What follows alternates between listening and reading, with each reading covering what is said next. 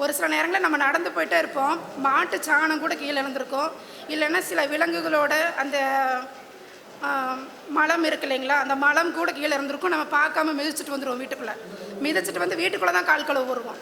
அப்போ அதோட தாக்கம் இருக்குதுன்னு நினச்சிக்கலாம். சில வீடுகளில் பார்த்திங்கன்னா அந்த கழிவு குழையெல்லாம் அடைச்சி தண்ணி சாக்கடை தண்ணி வீட்டுக்குள்ளேயே போகும்.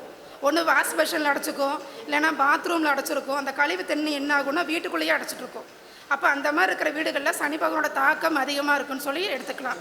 அதேமாதிரி வாசலில் செருப்பு கழட்டி போடுறோம் அப்படின்னா சனி பகவானோட தாக்கம் நேரடியாக இருக்குங்கிறத நம்ம ஊர்ஜிதப்படுத்திக்கலாம். அப்போ இதோட தாக்கம் இதெல்லாம் இருக்கும்போது என்ன பண்ணணும் அப்படின்னா, நம்ம நேர்மையாக இருந்தோம் அப்படின்னா நம்ம பயப்பட வேண்டிய அவசியமே கிடையாது. சனி பகவான் வந்து நம்மளுக்கு ஒரு நல்ல நண்பனாகவும் நல்ல தகப்பனாகவும் தான் நமக்கு இருப்பார். நல்ல ஒரு வழிகாட்டி.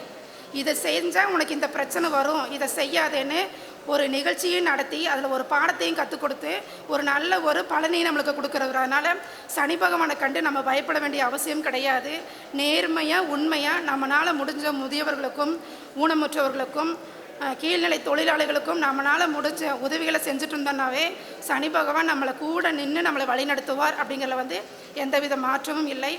இந்த நேரத்தில் எனக்கு பேச வாய்ப்பு கொடுத்த குரு பாக்யநாதன் ஐயா அவர்களுக்கு மீண்டும் ஒரு வணக்கத்தை கூறி நன்றி சொல்கிறேன். சிவாய் நம. அருமை மேடம். நீங்கள் இங்கே குழும்பியிருக்கும் இந்த இடத்தில் அமைந்துள்ள ஆலயத்தில் சனி பகவானுக்கென்று தனி சன்னதி வைத்துள்ளார்கள். சனி பகவான் ஒரு நீதிமான்.